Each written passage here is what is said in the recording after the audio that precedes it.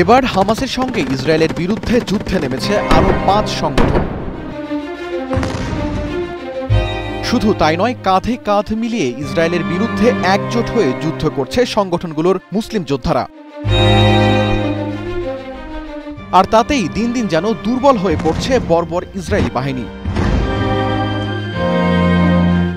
এতদিন সংগঠনগুলোর মধ্যে রাজনৈতিক ও আদর্শগত মতাদর্শ পার্থক্য থাকলেও দেশ ও দেশের মানুষের স্বার্থ রক্ষায় হামাসের সাথে একজোট হয়েছে তারা।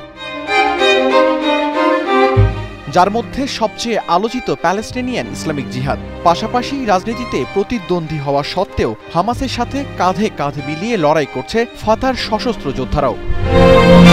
বৈরিতা ভুলে ফিলিস্তিনের স্বাধীনতাকামীরা এমন জোটবদ্ধ হওয়ায় বেশ শক্ত প্রতিরোধের মুখে পড়তে হচ্ছে তেল আবিবকে। এদিকে গাজায় ইসরায়েলি সেনাদের স্থল অভিযানের পর থেকেই পাল্টা প্রতিরোধ গড়ে তুলেছে হামাসের সশস্ত্র শাখার কাশেম ব্রিগেড। রকেট হামলার পাশাপাশি ইসরায়েলি সেনাদের পড়তে হচ্ছে গেরিলা হামলার মুখেও।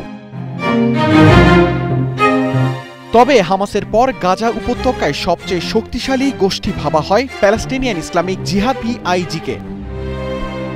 তাদের সশস্ত্র শাখা আল কুদুস ব্রিগেডের সদস্য ১২,০০০-এরও বেশি। চলমান ইসরায়েলি আগ্রাসনের বিরুদ্ধে যারা সম্মুখ থেকেই যুদ্ধ করছে।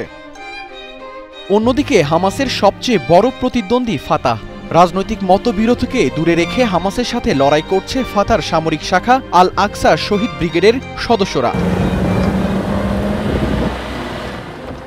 বর্তমানে যুদ্ধে তাদের অন্তত ৩টি ব্যাটালিয়ন সক্রিয় রয়েছে। ইসলামিক জিহাদ ফাতাহ ছাড়াও হামাসের সাথে হাত মিলিয়েছে পপুলার রেজিস্ট্যান্স কমিটির সামরিক শাখা আল নাসের সালাহ আল দিন ব্রিগেড। ইসরায়েলি সেনাদের নাস্তানুবাদ করতে গুরুত্বপূর্ণ ভূমিকা রাখছে এই সশস্ত্র যোদ্ধারা। উল্লেখ্য, গত ৭ অক্টোবর ইসরায়েলের উত্তরাঞ্চলে ঢুকে ১,২০০ জনের বেশি মানুষকে হত্যা করে হামাসের শত শত যোদ্ধারা।